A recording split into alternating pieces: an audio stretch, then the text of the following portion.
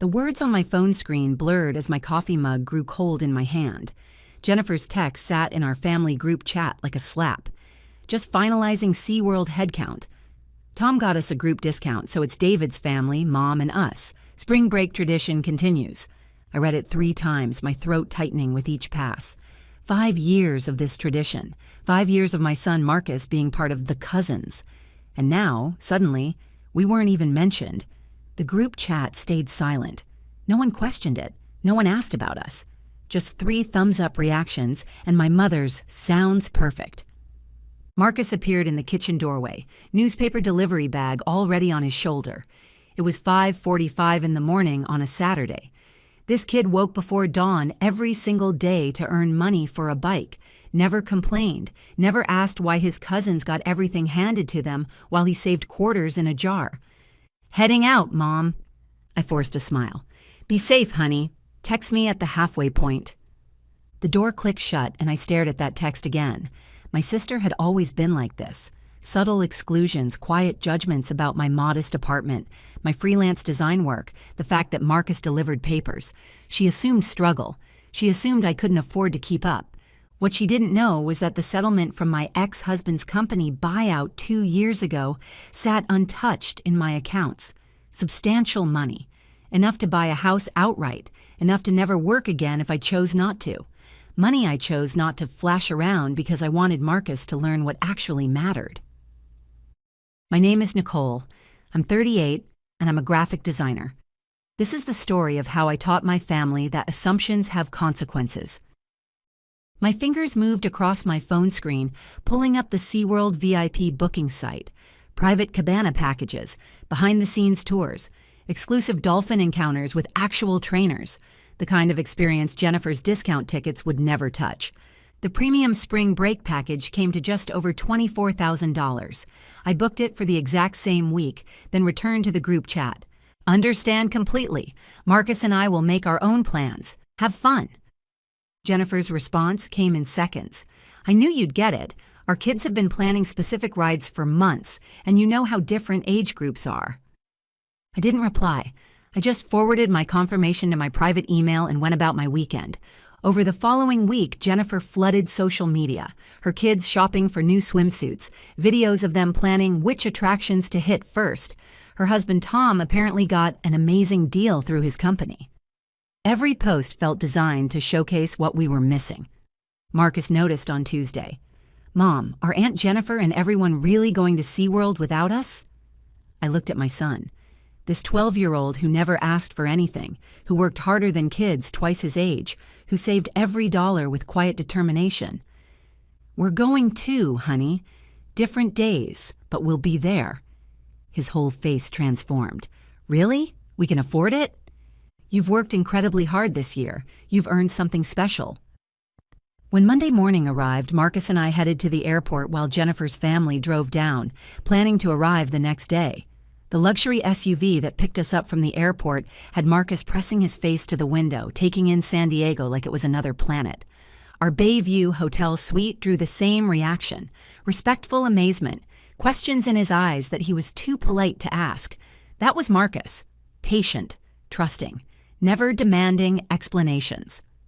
The next morning, we left our hotel early and entered through a private VIP entrance before the park opened. Our guide, Patricia, an actual marine biologist, greeted us with genuine warmth. "We have an incredible day planned for you both." She led us behind the scenes, animal care facilities, private viewings before crowds arrived, areas most visitors never knew existed. Marcus asked 100 questions, and Patricia answered each one like he was a colleague rather than a kid. "Your son is exceptionally engaged," Patricia told me as Marcus watched trainers work with sea lions through a special viewing window. "Most young guests just want selfies. He actually cares about the animals." After our behind-the-scenes tour, Patricia guided us to our private cabana overlooking the main Dolphin pool. Comfortable seating, personal attendant, gourmet lunch service. Completely separated from general admission areas. That's when I saw them. Jennifer's family moving through the crowd below, her kids already arguing, hot and tired. Tom was checking his phone, probably calculating wait times. Jennifer carried shopping bags, her face tight with frustration. "Mom, is that Aunt Jennifer?" Marcus had spotted them too. "Yes, honey." "Should we say hi?" "Let's give them space. They're doing their trip. We're doing ours." Patricia returned with details about our 2 o'clock private dolphin encounter. "This is our most exclusive experience. You'll actually work directly with trainers in the water. Most people wait years to book this.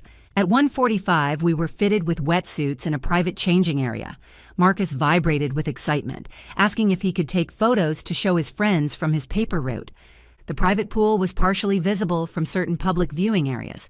I hadn't planned it, but as we entered the water, Jennifer's family had worked their way to the viewing rail for a break between shows. Jennifer saw us first. I watched confusion cross her face, then recognition, then something else entirely as she realized we weren't just at the park. We were in the water with dolphins while trainers worked exclusively with us. Marcus was oblivious, completely focused on the bottlenose dolphin named Splash swimming around him. A trainer was teaching him hand signals, letting him interact directly. Jennifer grabbed Tom's arm, pointing. Her kids pressed against the rail, staring. I could see her mouth moving, trying to figure out how we were down there. "Your son is a natural," Patricia said beside me in the water. "Look how calm he is. The dolphins respond to that energy." "He's learned patience from his paper route," I said, my voice carrying across the water. "Up at dawn every day, rain or shine. Teaches responsibility." One of the trainers let Marcus help feed Splash. The dolphin responded beautifully, and Marcus's laugh echoed across the pool. Our encounter lasted 90 minutes. Hands-on interaction, educational components, even moments where Marcus gave commands and Splash performed perfectly. The trainers applauded him. As we exited toward the private changing rooms, we had to pass near the public viewing area. Jennifer was waiting. What are you doing here?" I wrapped a towel around Marcus.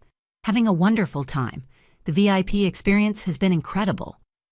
"VIP? You said you couldn't. The group chat. You made it sound like—" I said Marcus and I would make our own plans. This is our plan. Tom was staring at Patricia's trainer badge, doing calculations. "This is the private encounter program. This costs $24,000 for the premium package," Patricia said cheerfully, professional but clearly reading the tension. "One of our most exclusive offerings. Very fortunate to get spring break availability." Jennifer's kids were whining now, asking why Marcus got to swim with dolphins. "But you're a freelance designer," Jennifer said weakly. "You live in that apartment. Marcus delivers newspapers."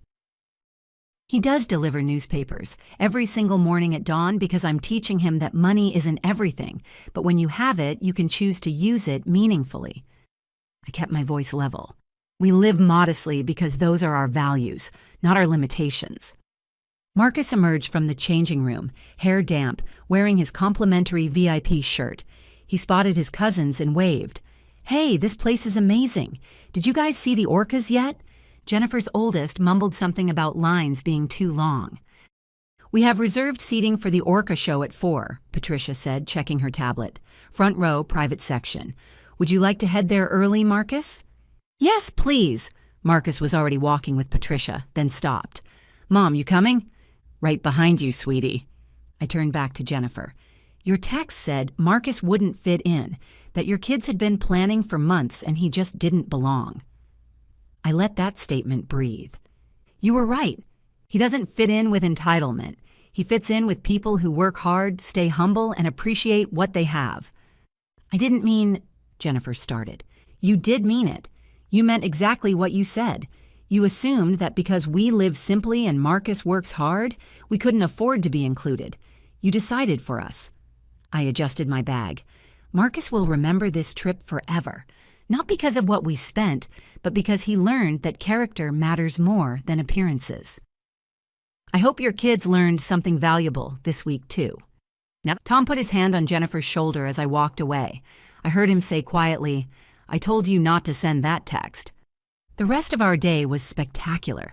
The orca show from reserved seating, a private sea lion encounter, dinner at the premium restaurant where the chef personally talked to Marcus about sustainable seafood. On the ride back to our hotel, Marcus was quiet, processing.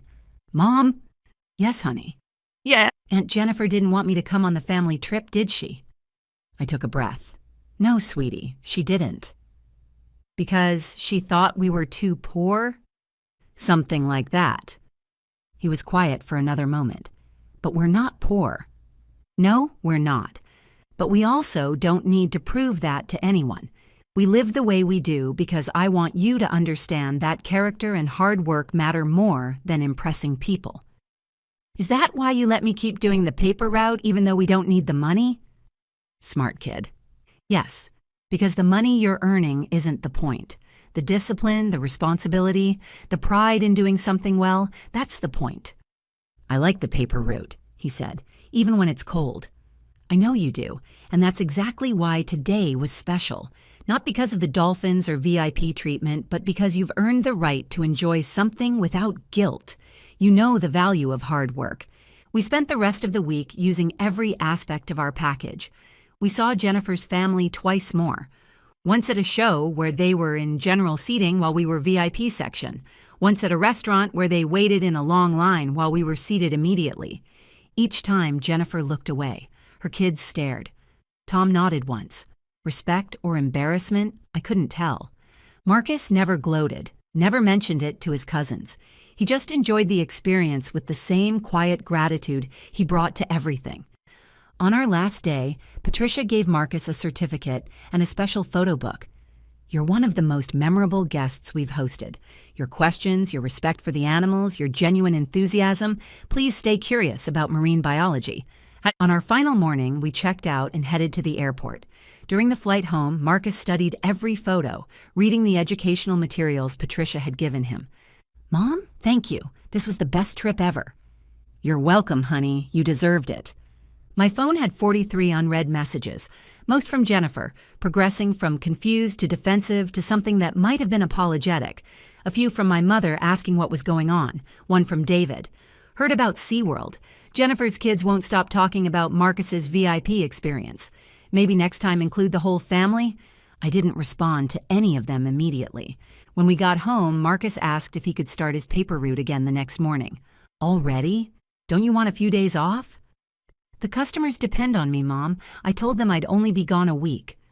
That night, I updated my will, setting up a trust Marcus would access at 25. Money for college, for his future, for whatever dreams he wanted to pursue.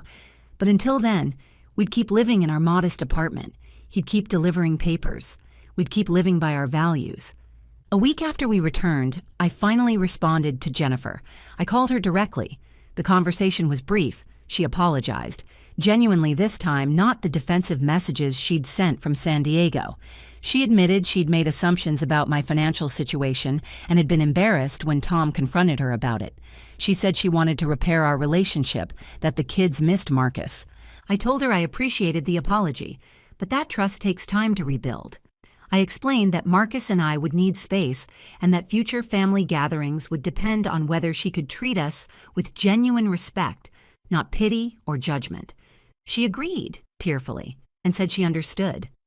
I also spoke with my mother, who claimed she hadn't realized Jennifer had deliberately excluded us. She said she'd assumed we'd declined the invitation. I didn't entirely believe her, but I accepted her explanation. I made it clear that moving forward I expected her to speak up if she witnessed favoritism among her grandchildren. As for David, I sent him a simple text. Family inclusion shouldn't require expensive demonstrations. If you want Marcus included, make sure he's actually invited next time. He responded with an apology and a promise to be more aware. The family dynamics have shifted since that trip. We're not back to how things were, and honestly, I'm not sure we ever will be. But there's a new understanding now, that Marcus and I won't be overlooked, and that assumptions about our circumstances won't go unchallenged. Marcus was up at 5:30 the next morning, ready for his route. I made him breakfast and watched him head out into the dawn, responsible, humble, kind. The text that started everything was still in my phone, just finalizing SeaWorld head count. Like we didn't exist, like my son didn't matter. But he did matter. And now Jennifer knew it. Now her kids knew it. Now everyone knew that the quiet kid who delivered papers before dawn had more character in his smallest finger than most people developed in a lifetime. That was worth more than any VIP experience could ever cost. Before you go, here's a quick bonus for sticking around. If you love learning and growing like I do, you need to try audiobooks. I've got an exclusive deal with Audible. Your first month is completely free. That's access to over 500,000 titles, zero cost to you. All the details are waiting in the description. Don't miss this one.